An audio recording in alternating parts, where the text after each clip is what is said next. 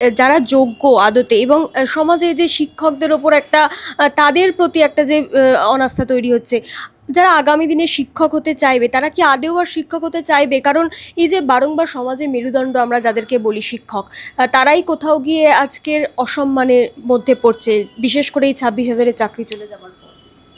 দেখুন, কোনো একটা ঘটনার মধ্যে দিয়ে সামগ্রিকভাবে সেই প্রফেশনটাকে, সেই পেশাটাকে যদি আপনি ভাবেন যে সেই পেশায় কেউ আসতে চাইবেন না, একেবারে নয়।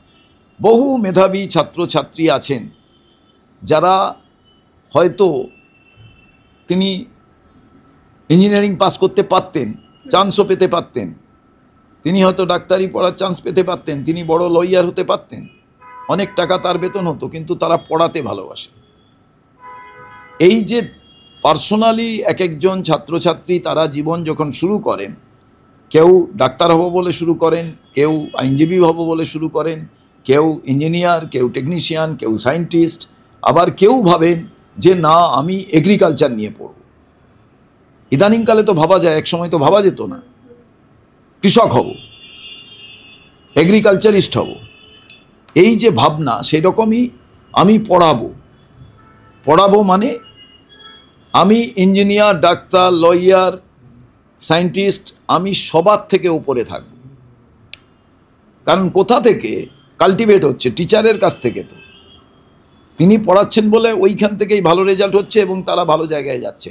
এইবার আপনি যদি টাকার মানদণ্ডে দেখেন তাহলে অনেকে অনেক রকম ভাবতে পারে। এখন তো টিচারদের পে স্কেল খুবই ভালো, যদিও পশ্চিমবাংলার শিক্ষা ব্যবস্থায় যে বদনাম হয়েছে কিংবা যে কালির দাগ লেগেছে, তারপরেও আমি মনে করি এ বাংলা তো শুধু এই করাপশনের বাংলা নয়, এ বাংলার ঐতিহ্য আছে, এ বাংলা রবীন্দ্রনাথের বাংলা, এ বাংলা নেতাজির বাংলা, এ বাংলা অমর্ত্য সেনের বাংলা, এ বাংলা বিবেকানন্দের বাংলা।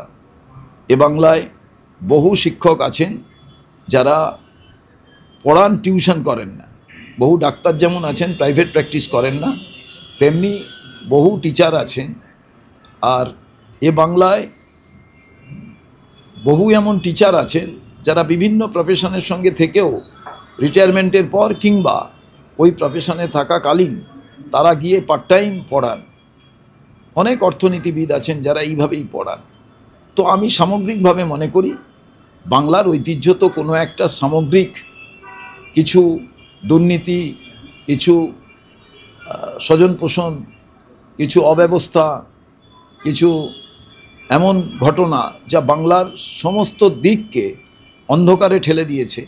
তারপরেও বাংলার আগামী প্রজন্ম যারা, তারা নিশ্চিতভাবে বিশ্লেষণ করবেন, বিচার করবেন এবং তারা সিদ্ধান্ত গ্রহণ করবেন যে না, এ বাংলা হিত গৌরবকে পুনরুদ্ধার করতে হবে। এ বাংলার যে সমস্ত ভালো কলেজ আছে, বিশ্ববিদ্যালয় আছে, সেগুলো কোনো অংশে বিশ্বের অন্যান্য বিশ্ববিদ্যালয় কলেজের থেকে কম নয়। আপনি ভাবুন যাদবপুর, মেধা উৎকর্ষতায় বিশ্বের দরবারে প্রতিযোগিতায় নিজেদের জায়গা করে নেয়। তো সেই যাদবপুরের ছাত্র ছাত্রী খুন হচ্ছে, এটা দুর্ভাগ্যের বিষয়। কিন্তু এটাও তো আমাদের ভাবতে হবে এই পশ্চিমবাংলার মাটিতে যে আমরা যারা রাজনৈতিক দলের কথা ছেড়ে দিন, সাধারণ মানুষ যারা, তাদেরও তো আজকে প্রতিবাদ করতে হবে। তারাও চুপ করে থাকবেন কেন? এই দিকটাও কিন্তু দেখা প্রয়োজন আছে। স্যার, এই যে এসএসসির ক্ষেত্রে প্রায় 9 বছর পর আবার একটা পরীক্ষা হলো, কি মনে করছেন যে এই পরীক্ষাটা কি স্বচ্ছভাবে হয়েছে? কারণ নানান আমরা বিষয় দেখেছি, শুভেন্দু অধিকারী বলেছিলেন যে প্রশ্নপত্র ফাঁস হয়েছে, অভিষেক ব্যানার্জি নাকি ফাঁস করিয়েছে সেই প্রশ্ন উত্তর। আমি এগুলোর ব্যাপার জানি না। তার কারণ আমার মনে হয় যে বিরোধী দলনেতা, মুখ্যমন্ত্রী, তাদের পরিবার, ওদের পরিবার, যে লড়াইটা, এটা হচ্ছে গুরু মাতা আর খুব কাছের শিষ্য, এদের লড়াই। এই ম্যায় তুতে আমি যেতে রাজি নয়।